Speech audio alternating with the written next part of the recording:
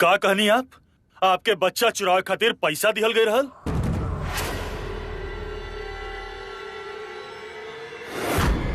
हाँ साहब, नहीं तो हम ऐसा नीच हरकत सपना में भी ना सोच सके नी। के देहला साहब के पैसा?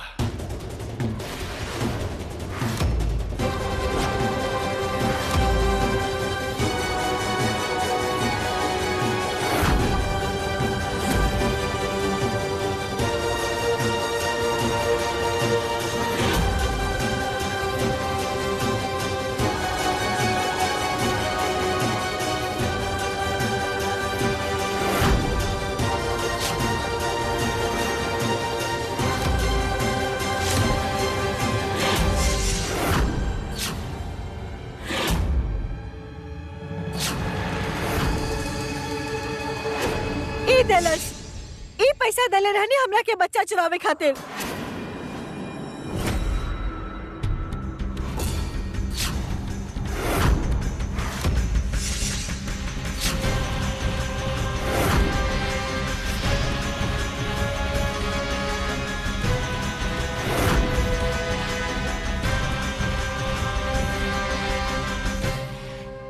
हिम्मत कैसे भइल तोहर हमार माँ पे झूठा इल्जाम लगावे के? कहा बोल रहल बाड़ू तू मंदा? हम तारा पैसा देनी? काहे झूठ बोल रहल बाड़ू तू? एगो काम तोहरा से ढंग से हो न पाइल। अब हमार बात ध्यान से सुना। पुलिस के तोहरा के गिरफ्तार करे दा, हम तोहार बेल करवाई। जब पुलिस थाना में तोहरा से पूछताछ करल जाई त सबसे ही कहिया कि बच्चा चुरावे खातिर तोहरा से माई कहले रही। समझ गयलू? ई बार कोनो गलती ना होवे के चाहिए। हाँ साहब, झूठ ना बोल रहनी है साहब। माई हमरा से कहले रही कि आप उनका के बहुत परेशान करता। यह ले थोड़ा देर के खातिर बच्चा के आपसे दूर रख के आपके सबक सिखावे के चाहत रहे।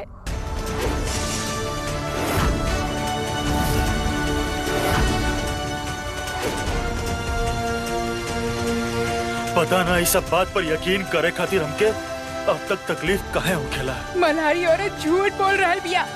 हम एकरा कौनो पैसा ना देले बानी। के कहले रहल तारा के? हाँ, के कहले रहल तारा के झूठ बोले खातिर? काहे लगा रहल बाड़ू झूठा इल्जाम माँ पे तू? हमार माँ कबो ऐसा ना कर सकेली, समझ लो। आप सब ऐसा सोच भी कैसे सकेले कि माँ कबो ऐसा करी है? ये भी तो सोचा, ये मालिश वाले की माई के साथ का दुश्मनी हो सकेला। अरे ये माई पर झूठा इल्जाम काहे लगाई भला? देखी बुआ, हम सिर्फ इतना जाने नहीं कि हमार माँ कबो ऐसा ना कर सकेली। चुप!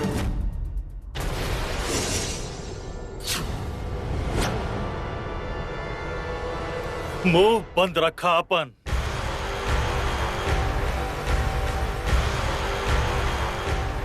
आपके हिम्मत कैसे भइल माई?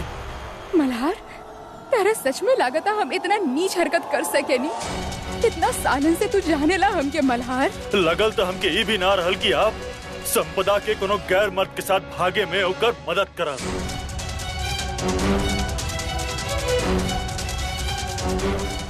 लेकिन आप कहीं नहीं। लेकिन ये बार आप बच ना पाई, काहे कि ये बार हमरा पास गवाह बा।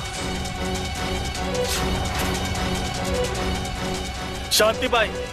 जी सर। ए मालिश वाली और माई के अंदर कर दा।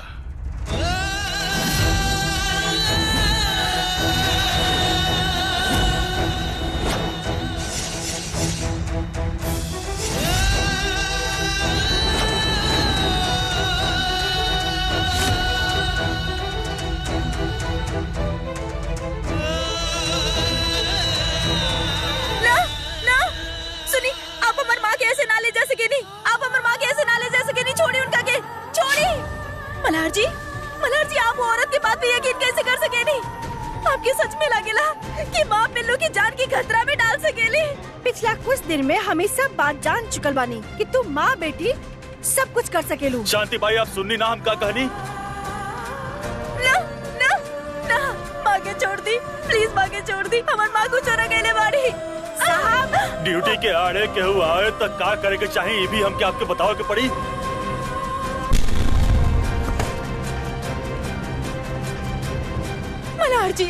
मल्हार जी प्लीज प्लीज उनका के रोक ली। माँ की कोनो गलती नहीं की, ओकरा पर झूठा इल्जाम लगावा ताड़ी। मल्हार जी प्लीज, मल्हार जी प्लीज उनका के रोक ली। मल्हार जी। शांति बाई रुक जाएं।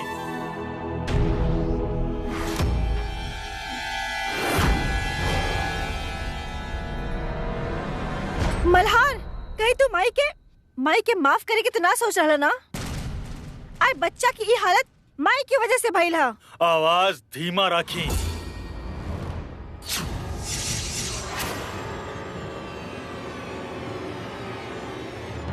थैंक यू मल्हार जी।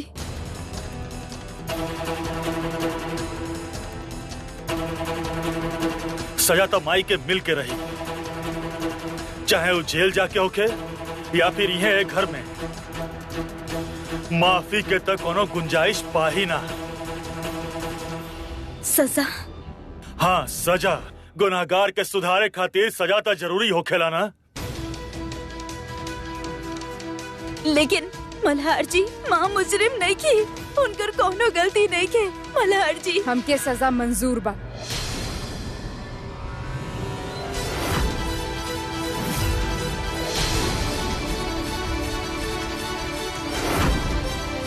का सजा देवे चाहत बड़ा? लेकिन माँ, पराया लोगन के हमार चिंता करे के कोनो जरूरत नहीं थे। जौन जुर्म के इल्जाम हमरा पे लगावल गइल बा उ हम कैले ही ना बनी। लेकिन फिर भी अगर हमके सजा देवे से ई घर में शांति बनल रही तो हमके सजा मंजूर बा। आपके आपकर सजा हमार पत्नी दी। कल्याणी बहुत फिल्म देखेलू न तू। बतावा जेल में मुजरिमन से का करवावल जाला? जवाब दा। हाँ? पिक्चर में मुजरिम से चक्की पिसवावल जाला।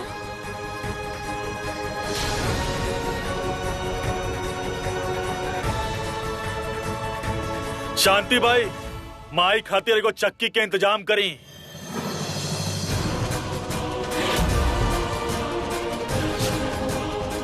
हाँ सर।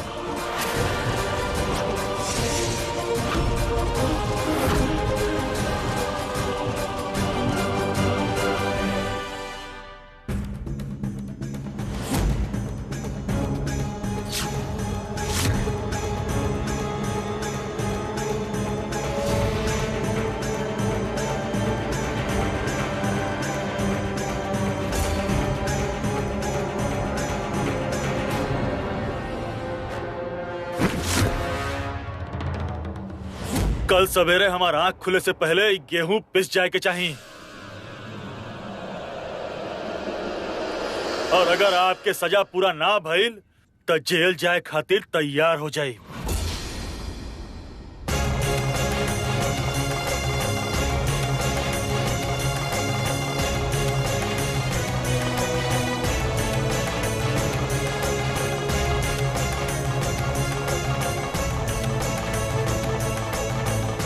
हम माने नहीं कि मल्हार हम सब के जेल हराम कर देला था, लेकिन तू ओकर बच्चा के साथ ऐसे कैसे कर सकेलू अनुप्रिया? अब एक रात में इतना सारा पिसाई कैसे करबू? हमरा तो लगा था तोहरा के जेल जाए के ही पड़ी।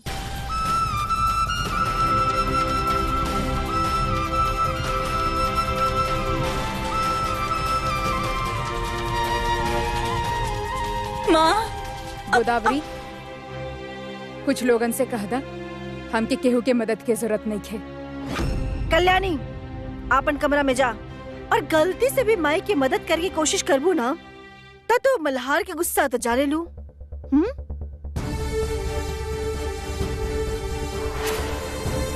चला जा अपन कमरा में। गोदावरी,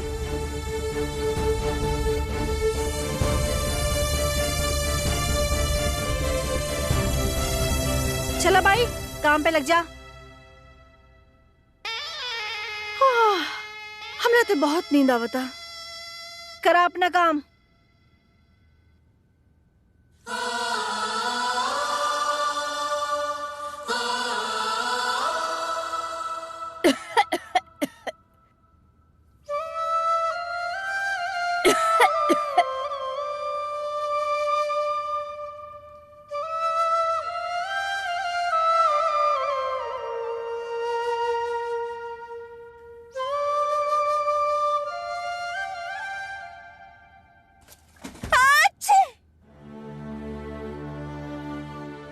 अब मल्हार जी जे आप दवा देनी ना हमरा खाए खातिर, ओकरा से तो कुछ फायदा ही ना हो रहल।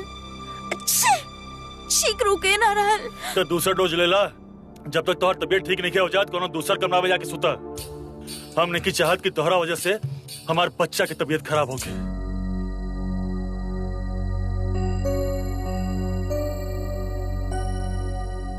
सुन लू ना हम का कहानी। जा। हाँ।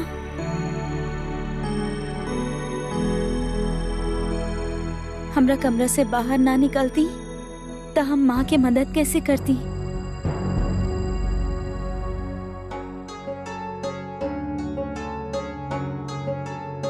ठीक बा मल्हार जी, हम आज रात कोनो और कमरा में सोच जाता नहीं। हाँ अच्छी।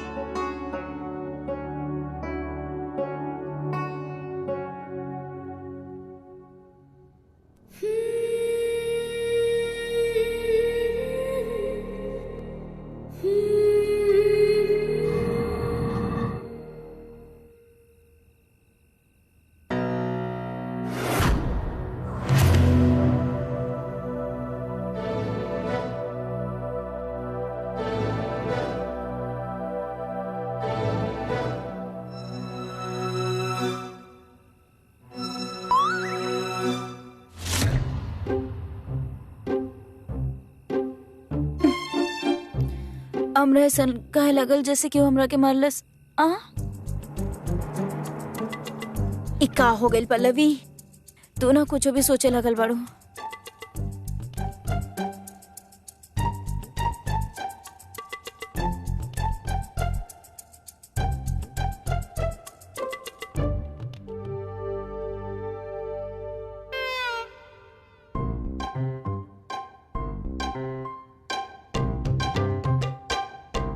गोदा, कल्याणी दीदी,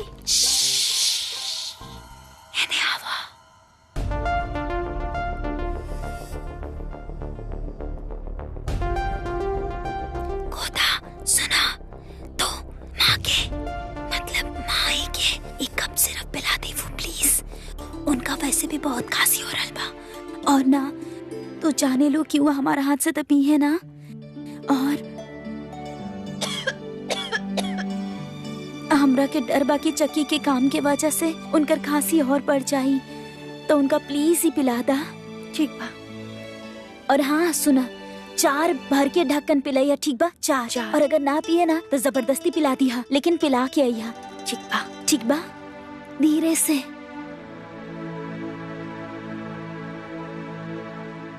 अब हमू देखा तानी कि माँ हमार मदद कैसे ना लेवेली। माई, एक तो वैसे भी आपकी खांसी हो रहा और ऊपर से आपके ही काम रात भर करे के बा। चला दवाई पीला, चला। ना गोदा, इतना सा तक खांसी बा अपना आप चल जाई। ऐसे कैसे? जब नलिया हमार तबीयत खराब होवत रहे तब कैसे आप वो कड़वी से दवाई पिलावत रहलो। अब आप ऐसे मना ना कर सकेलू, आपके पिए के ही पड़ी। गोदा हम ठीक बानी। हम बोली ना, कोनो बहाना ना चली, पिए के ही पड़ी। चला। एक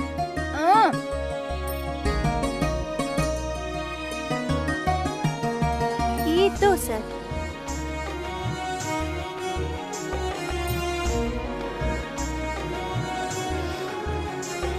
और ये 3 सर।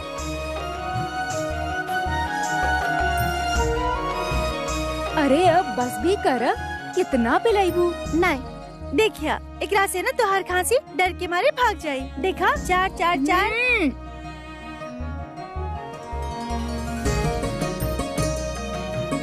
अब हम तो हर बात मान लेनी ना, अब तू भी हमारी बात मान लो और जाके सो जा। ठीक बा।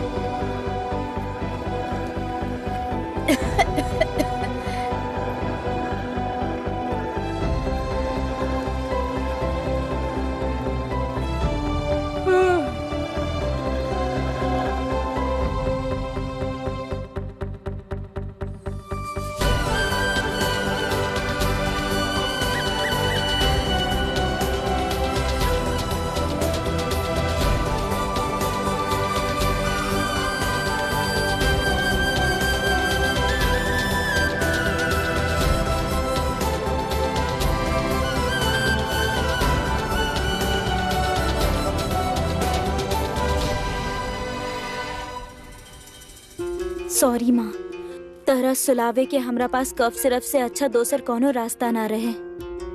लेकिन हम कैसे तरह के उस जुर्म के सजा भुगते देती जे तू कैलू ही ना। हम कबो ना भूलब कि तू भी रात भर जग के हमार सजा पूरा कैले रहलू।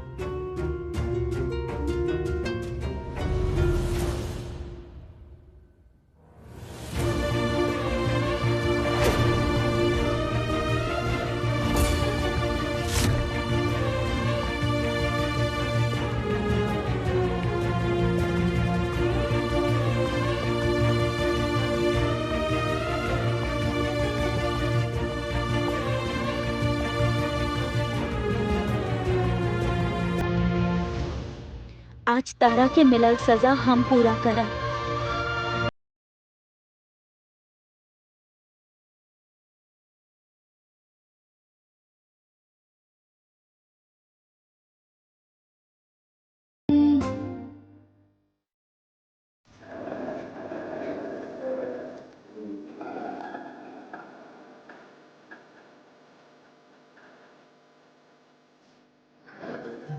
मैं बादल की बेटी।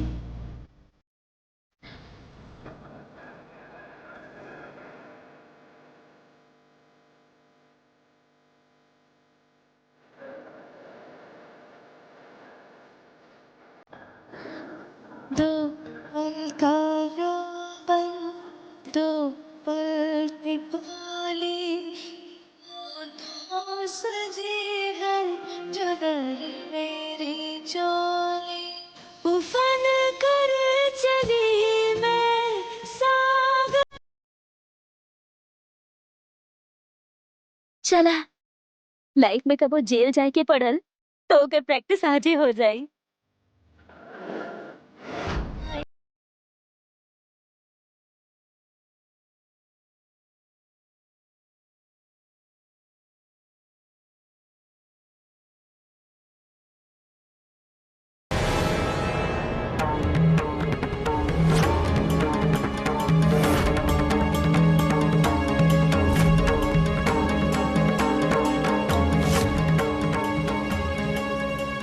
अगर आज हमार पिल्लो हमार साथ ना देले रहत ना तो एटम बम आके ना फटल शुरू कर देते। अच्छा बा नींद में सुतल बाड़े दोनों।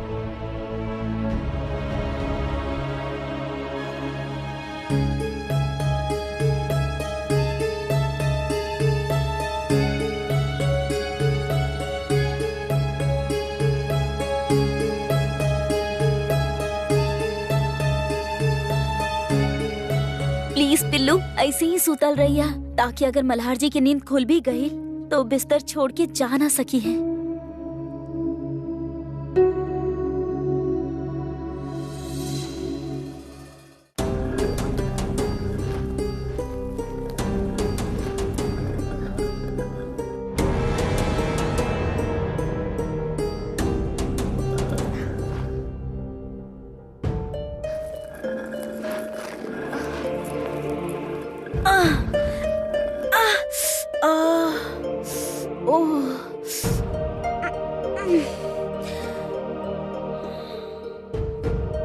इतना सा देर बैठल बैठल हमार पीठ में दर्द शुरू हो गई। माई पूरा रात करती तो उनका कितना दर्द होगा।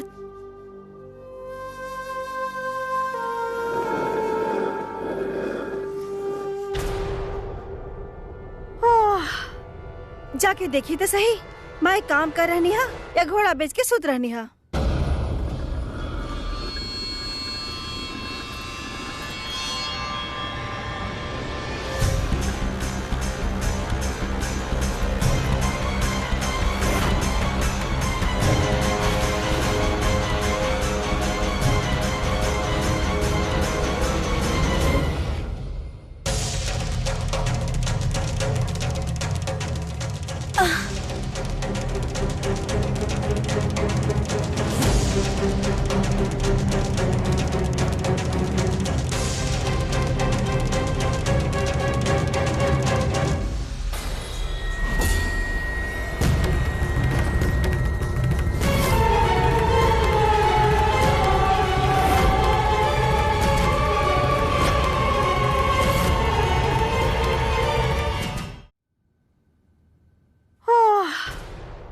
जाके देखी तो सही, मैं काम कर रहनी हा या घोड़ा बेच के सुत रहनी हा।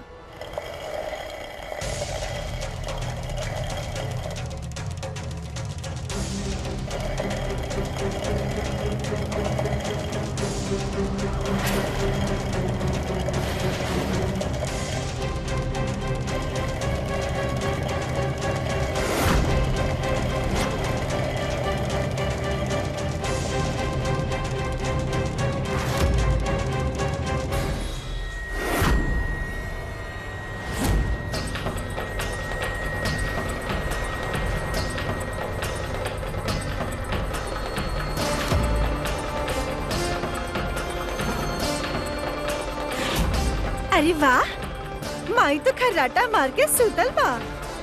सूतल रहा चैन से, काहे कि कल से तो आपके रात जेल में ही गुजरी।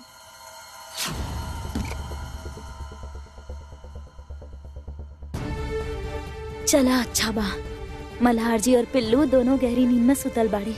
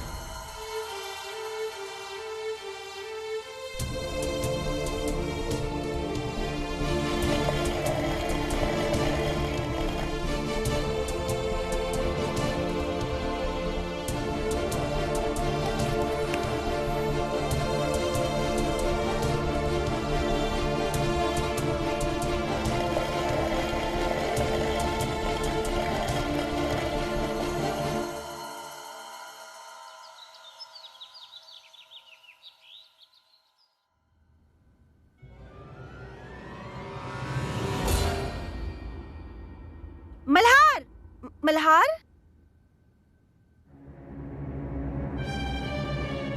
हे भगवान, हमार तो आंख लग गल रहे।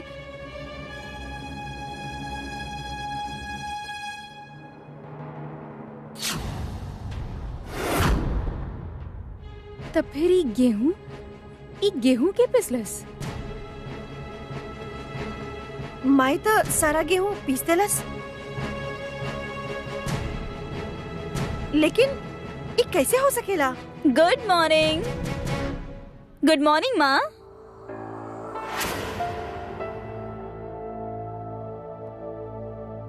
अरे वाह, आप तो सारा गेहूं पीस देनी।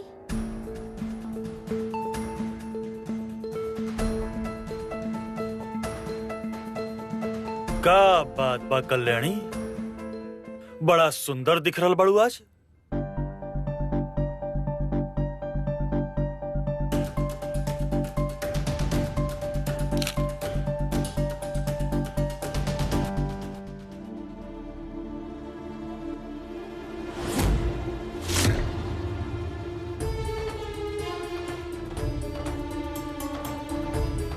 जितना चालाक तू अपना आप के समझे लू ना, उतना बाड़ू ना। हमरा घर में चोरी कईल आंख से काजल निकाले के बराबर बा। अगर तोहके माई के सजा पूरा करही के रहल तो ओकरा खातिर चेहरा से आटा तो हटा ली तू।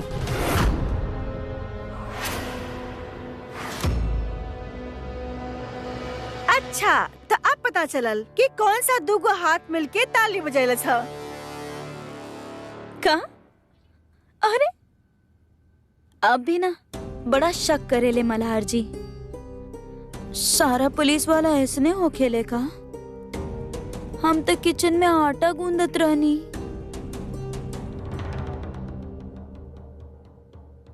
ओ, हमरा से रोटी कबो गोल ना बनेला ना, तो हम सोचनी हम प्रैक्टिस कर लेता नी। ऐसे बस हाथ और गाल पे आटा लग गए। हम रात भर चक्की पी सब। इतना काम तो हमरा से ना हुई मल्हार जी, कितना आलसी बानी हम।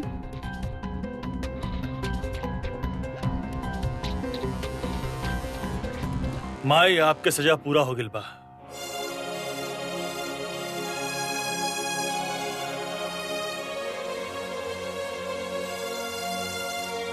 मल्हार जी,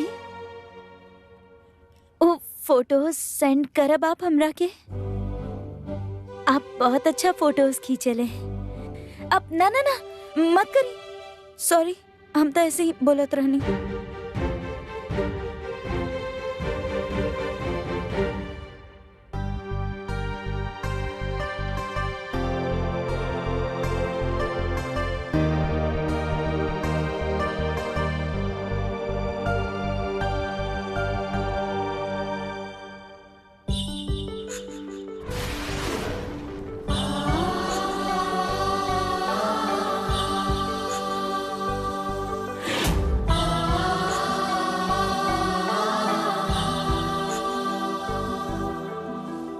माँ प्लीज एक बार बात कर ला हमरा से।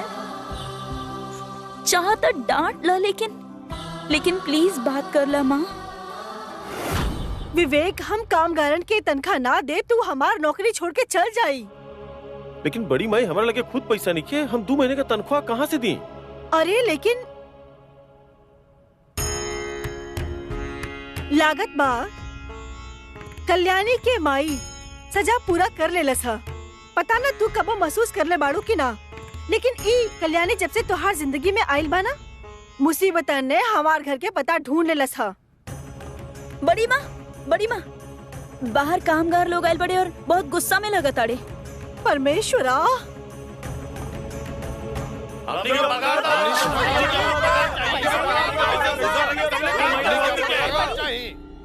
हमनी के खून पसीना एक करे के फायदा का, जब हमनी अपन खुद के बच्चा के पेट की भर सकत। शांत हो जाए, रुक जाए। हम पैसा के प्रबंध कर रहनी हा और आप ये जाने नहीं, इतना साल में पहला बार ऐसा हो रहल बा। हम आपके पगार ना दे पा रहनी हा, लेकिन आप देख पा रहल बानी कि हमार परिवार बहुत मुश्किल दौर से गुजर रहल बा। आजकल वैसे भी साड़ी की व्यवसाय अच्छा से ना चल रहल बा, और फिर कारोबार में फायदा नुकसान तो होबे करी, बाकी ना वो सब हमनी के कुछ नहीं की जानत। हमनी के अपन पगार चाहिए। एक मिनट सुनी हमार बात। गोविंद भैया अभी ऐसा बात कर रहल बानी? इतना सालन से आप सिर्फ कारोबार के ना हमनी के परिवार के हिस्सा बानी, और आप ही आज जाए के बात कर रहल बानी। अपन परिवार समझ के ही 2 महीने से बिना पगार के काम कर रहल बानी। अब ना होके तमाई बड़की मालकिन पर से भी विश्वास उठ चुकल बा। का भरोसा आगे भी पगार मिली कि ना मिली? हिम्मत कैसे भइल तोहार हमरा साथ इस तरह से बात करे के? चल जा यहाँ से। आज भी हमार एगो इशारा पर 10 वो कामगार खड़ा हो जाई हैं। बड़की मालकिन चल जाई, लेकिन पहले हमनी के 2 महीने का हिसाब कर दी।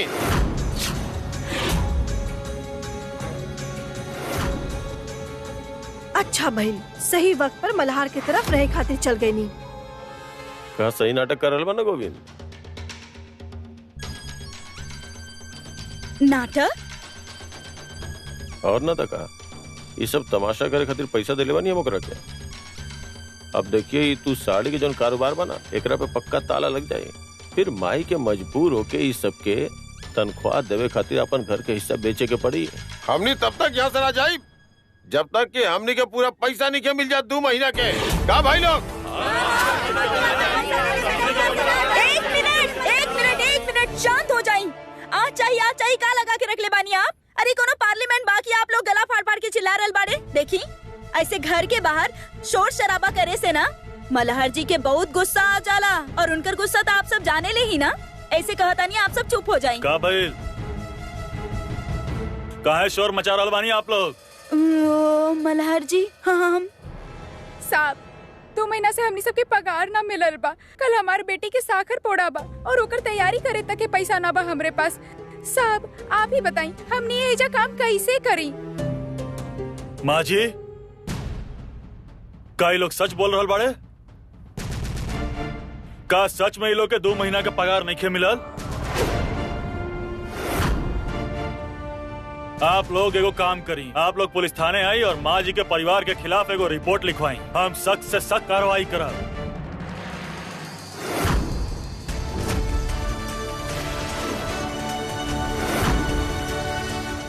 लेकिन जाके मल्हार हमार जी, वर्दी इस्त्री करा, हमके पुलिस थाना जाए के बाद।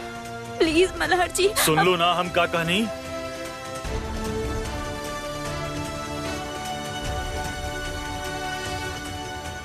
आप लोग पुलिस थाना मिली हमके।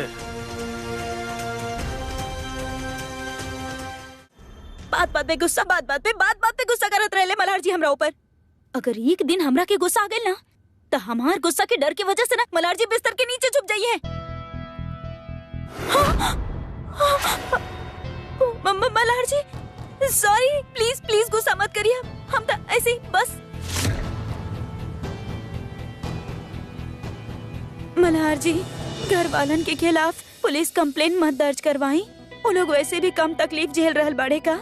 आपके हमरा के जितना सजा देवे के बाद, जितना गुस्सा करे के बाद कर ली चली। बाकी घर वालन के बाद पुलिस स्टेशन मत लेके जाई प्लीज।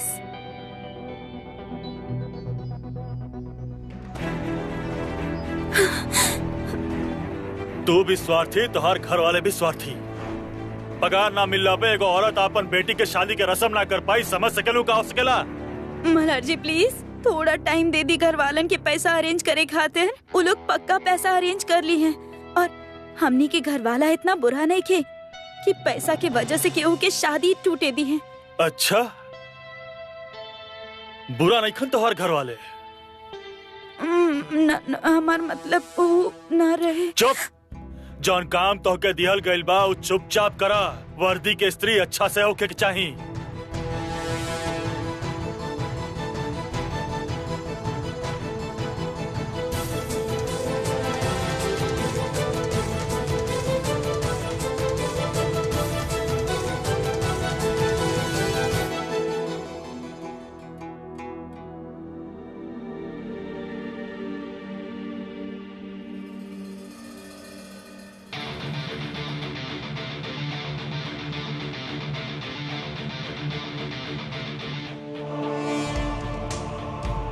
ऐसे जोर लगा के, जान लगा के हमके हमार वर्दी के स्त्री कड़क पसंद बा।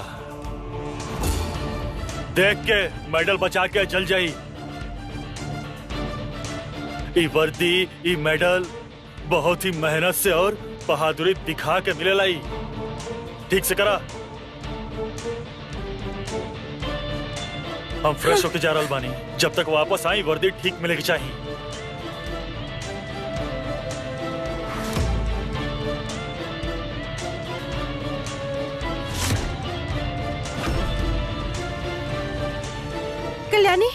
कल्याणी बिल्लू बहुत रो रहल बा। हमारे हाथ से दूध भी ना पी रहल बा। शायद ओकरा के बहुत भूख लगल बा। तू ओकरा के जाके एक बार देख लेना। हाँ।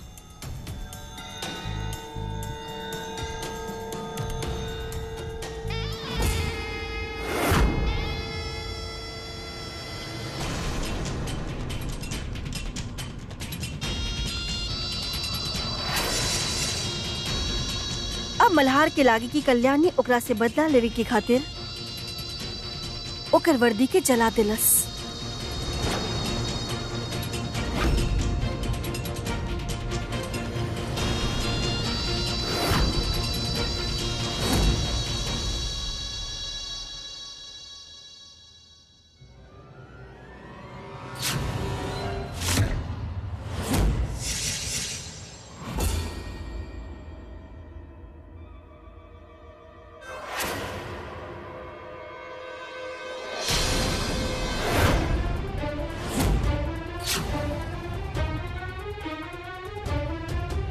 का भाई कल्याणी, तो से एक काम ठीक से ना होखेला।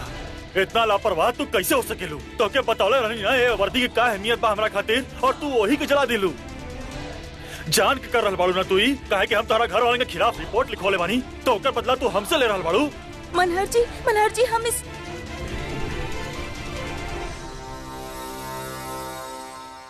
हंसे का बात बे में हम कोनो चुटकुला सुना रहल बानी तो के? मल्हार जी हम आपके वर्दी कैसे जला सकेनी? काहे की स्त्री तो ऑन ही नहीं खे। लाइट चल गई ना ऐसे। Thank you God. पता नहीं स्त्री यूनिफॉर्म पे कैसे गिर गई। वैसे सही टाइम पे बिजली काटे खातिर थैंक यू।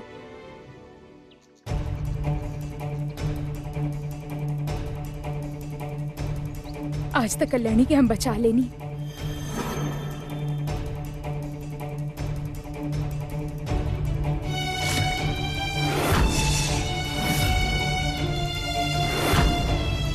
लेकिन अपर्णा दी कल्याणी के चैन से ना जिए दी।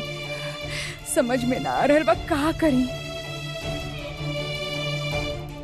ना मल्हार से कहब तो ऊ तो हमार बात ना सुने वाला, और अपर्णा दीदी से कहब तो ऊ तो गुस्सा में कल्याणी के तकलीफ और बढ़ा दी।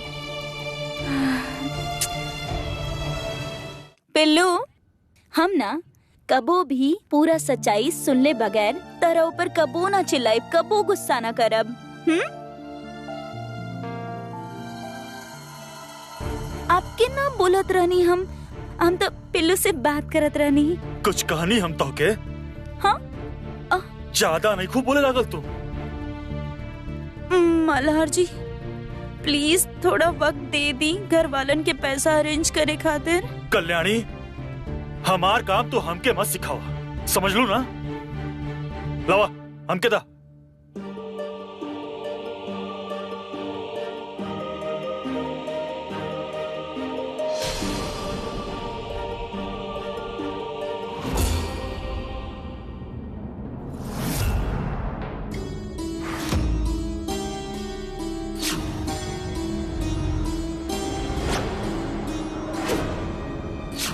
इतना सन्नाटा?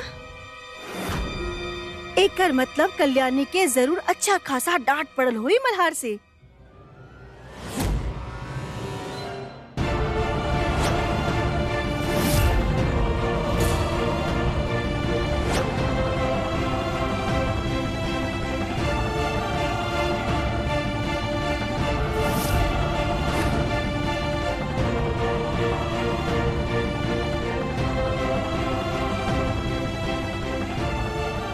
वर्दी जलल कैसे ना?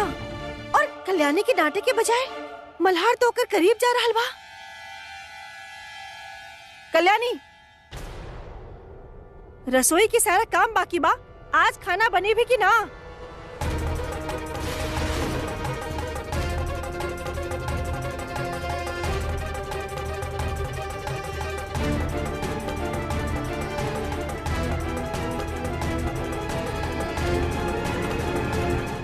बस बस बस रोबत देखे। ओह का भइल का भइल? ओह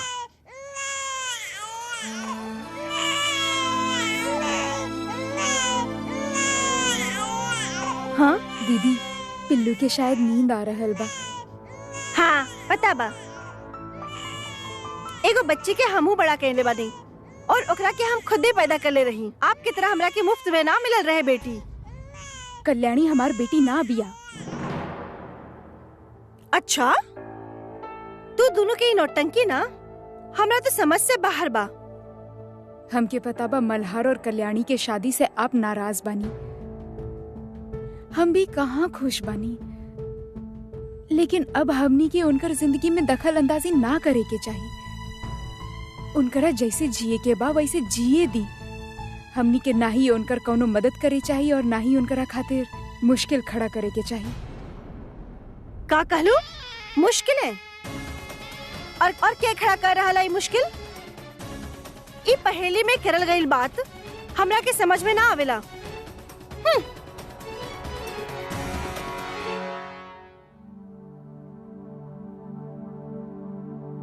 कामगारन आई तो विवेक उनकरा से बात करी। तोहरा के बीच में बोले की कोनो जरूरत नहीं खे। हम कोनो काम से बाहर जा रहल बानी, जल्दी लौटब।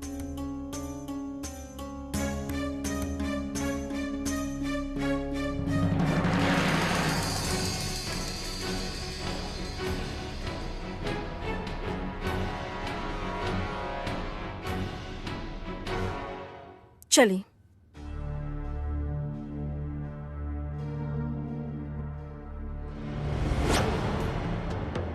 सुनी, यह मौका बा। बड़ी माँ और बाबूजी घर के बाहर जा रहल बाड़े। हमनी के अभी घर के कागजात पर माई के साइन लेवे के चाहिए। ओकर बाद साहूकार से हमने अपन पैसा लेके अपने बच्चा के साथ पुणे में आराम से जिंदगी बिता सके नी। हाँ, साहूकार के पैसा तो ही चुकावे से रहले और माई के अपन घर के हिस्सा तो बेचे के ही पड़ी। अरे लेकिन माई और घर वाला तो सड़क पे आ जाइए। हाँ। चला आजा आजा। मल्हार जी, मल्हार जी, मल्हार जी, मल्हार जी, सॉरी सॉरी। का चाही और का हुलिया बना रखले बड़ू? हमारी इज्जत कोनो फिक्र बाकी ना? हाँ जानत बानी अपना घरे वालन के रहम खातिर भीख मांगे आइल बड़ू, लेकिन एगो बात कान खोल के सुन लो। अगर कामगार माँ जी और विवेक मामा के खिलाफ गवाही दे दिले ना तो उनके जेल जाए से केहू ना रोक सकेला। और फिर वो दोनों ही का है जेल तो हम माई के भी भेज के रहा।